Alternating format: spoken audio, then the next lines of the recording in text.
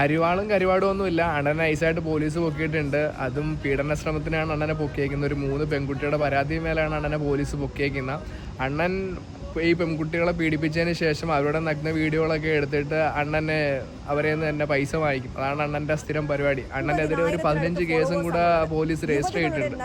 അണ്ണൻ ഏകദേശം ഒരു 10-45,000 ഫോളോവേഴ്സൊക്കെ ഉണ്ട് ഇൻസ്റ്റയിൽ. എന്തിനാണ്? എന്തെങ്കിലും ഒരു നല്ല രീതിയിൽ ഒരു സംഭവം തുടങ്ങണമെങ്കിൽ അതിൽ വെച്ച് പോകാനുള്ളതിന് വെറുതെ ആവശ്യമില്ലാതെ ഈ പെൺപിള്ളേരെയൊക്കെ വിളിച്ച് ഇങ്ങനത്തെ പരിപാടിയൊക്കെ കാണിച്ച് അവൻ എന്താണേലും കാണിച്ച് എന്നിട്ട് എന്തിനാണ് വീണ്ടും അവൻ ഇമാതിരി മറ്റേടത്തെ പരിപാടിയൊക്കെ കാണിക്കാൻ വേണ്ടി നിൽക്കണ? എന്നിട്ടും ഇവനൊക്കെ വിളിക്കുമ്പോൾ അല്ലെങ്കിൽ ഇങ്ങനെ ഈ ചെല്ലുന്ന ഈ പെൺപിള്ളേരുടെ എന്തിനാണ്? അവന്മാരുടെ ഉദ്ദേശം എന്താണെങ്കിലും അറിയാം. വെറുതെ തലവെച്ച് കൊടുത്തിട്ട് ഒരു കാര്യമില്ല. സ്വന്തം ലൈഫാണ്. വെറുതെ ലൈഫ് വെച്ച് കളിക്കാൻ നിൽക്കില്ല. എന്താണെങ്കിലും അണ്ണനെതിരെ പോലീസ് കേസ് കൊടുത്തിട്ടുണ്ട്. ഒരു 10-15 കേസുകൾ ഇതേ സെയിം റാൻഡം പാറ്റേണിലുള്ള കേസുകളും രജിസ്റ്റർ ചെയ്തിട്ടുണ്ട്.